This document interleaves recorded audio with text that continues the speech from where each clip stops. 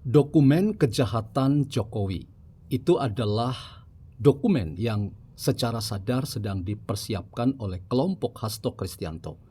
Lagi-lagi target mereka jelas, yaitu untuk menghancurkan karir politik Jokowi dan keluarga Jokowi.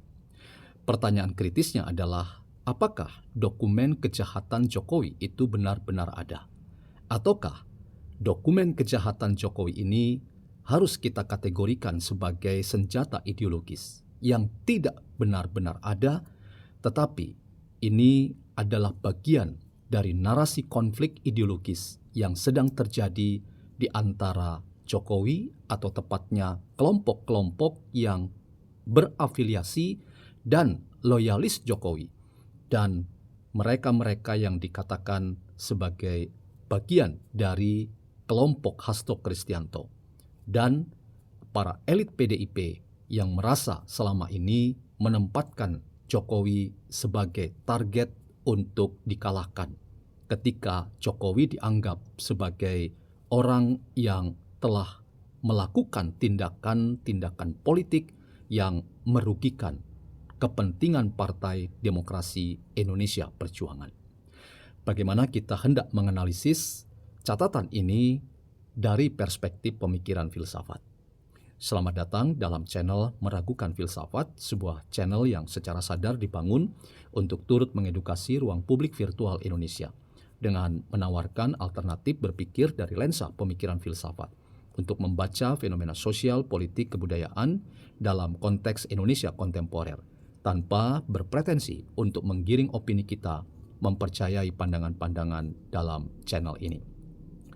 Teman-teman, saya ingin mengajukan sebuah tesis pendek bahwa dokumen kejahatan Jokowi yang telah dinarasikan dalam ruang-ruang publik virtual kita, bahkan secara sadar disimpan di tempat yang aman sampai ke negara Rusia oleh sahabat Hasto Kristianto, pakar militer Koni Bakri, memperlihatkan kepada kita bahwa ada upaya yang sistematis dan terstruktur. Bahkan upaya ini harus kita katakan sebagai upaya yang secara politis ditargetkan antara lain untuk menghancurkan karir politik Jokowi dan keluarga Jokowi.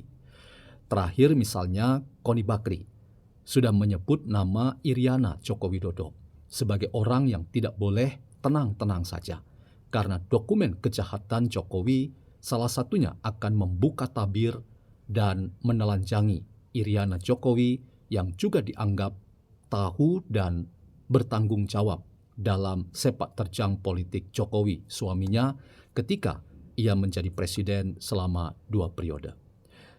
Teman-teman, saya ingin mempertanyakan apakah memang betul dokumen kejahatan Jokowi itu benar-benar ada? Ataukah kita harus menyebut bahwa dokumen kejahatan Jokowi itu sebetulnya tidak pernah ada? Ini adalah bagian dari konflik narasi ideologis, bagian dari perang ideologis yang sedang terjadi di antara kelompok-kelompok yang punya afiliasi pada Jokowi dan pada Hasto Kristianto. Semua punya kepentingan. Sekali lagi saya ingin katakan, tidak ada pernyataan, tidak ada argumentasi yang tidak punya kepentingan. Semua kita adalah makhluk yang syarat kepentingan. Karena itu, sasaran-sasaran dari penyebutan dokumen kejahatan Jokowi itu sekali lagi adalah kepentingannya untuk menyeimbangkan narasi yang sudah gaduh yang menempatkan seorang Hasto Kristianto yang telah ditetapkan oleh KPK sebagai tersangka buronnya Harun Masiku. Itu lagi-lagi hendak memperlihatkan bahwa kekuatan Hasto Kristianto dan kelompok dan orang-orang yang berafiliasi pada Hasto Kristianto masih tetap ada, dan karena itu mereka sengaja menghembuskan dokumen kejahatan Jokowi sebagai bagian dari perang narasi ideologis yang sedang dipersiapkan oleh kelompok ini. Teman-teman, sekali lagi kalau kita bicara dalam perspektif filsafat politik, kita selalu akan menyentuh persoalan ini pada apa yang dinamakan demokrasi. Demokrasi adalah sistem pemerintahan yang banyak dianut oleh negara-negara di dunia ini, termasuk Indonesia. Pertanyaannya adalah, apakah demokrasi itu adalah rezim pemerintahan yang tanpa konflik? Justru tidak, teman-teman. Justru kalau kita membaca dalam perspektif filsafat politik, maka yang namanya demokrasi adalah rezim pemerintahan yang syarat konflik, kepentingan, dan adu argumentasi dan gagasan. Bahkan di dalamnya konflik-konflik yang penuh dengan aksi-aksi yang sangat menciderai politik sebagai usaha menghadirkan kebaikan. Itu juga merupakan bagian dari narasi-narasi yang kita selalu akan temukan ketika berbicara tentang demokrasi.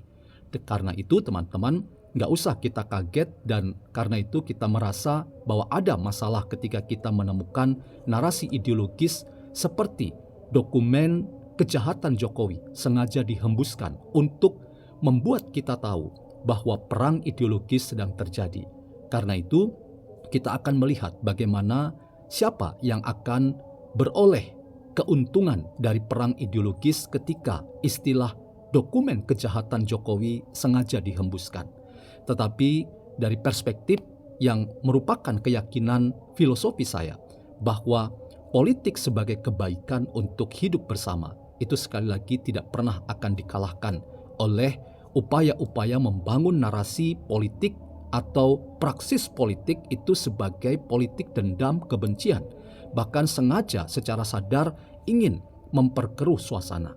Karena itu saya tetap ingin mengatakan bahwa upaya untuk membuat pihak lain, kelompok lain itu terciderai, bahkan dihancurkan demi target-target politik kita, itu tidak akan pernah menolong politik yang dimainkan oleh seseorang aktor politik, termasuk Hasto Kristianto dan kelompoknya, untuk menghancurkan politik Jokowi dan keluarganya itu dapat mencapai target yang diharapkan. Karena itu teman-teman, segala bentuk narasi ideologis melalui senjata ideologis dengan menyampaikan ke ruang publik virtual dokumen kejahatan Jokowi, sekali lagi perlu dipertanyakan, apakah betul ada yang namanya dokumen kejahatan Jokowi? Saya secara pribadi punya intuisi politik dan keyakinan filosofis bahwa dokumen kejahatan Jokowi itu tidak pernah ada. Itu bagian dari narasi politik yang sengaja dihembuskan oleh kelompok Hasto Kristianto untuk mengacaukan opini kita, untuk selalu menempatkan Jokowi dan keluarganya sebagai sumber masalah. Dan target-target politik yang dibangun narasinya dari kebencian dan dendam itu tidak pernah akan menolong kita untuk menemukan praksis politik untuk kebaikan hidup bersama kita.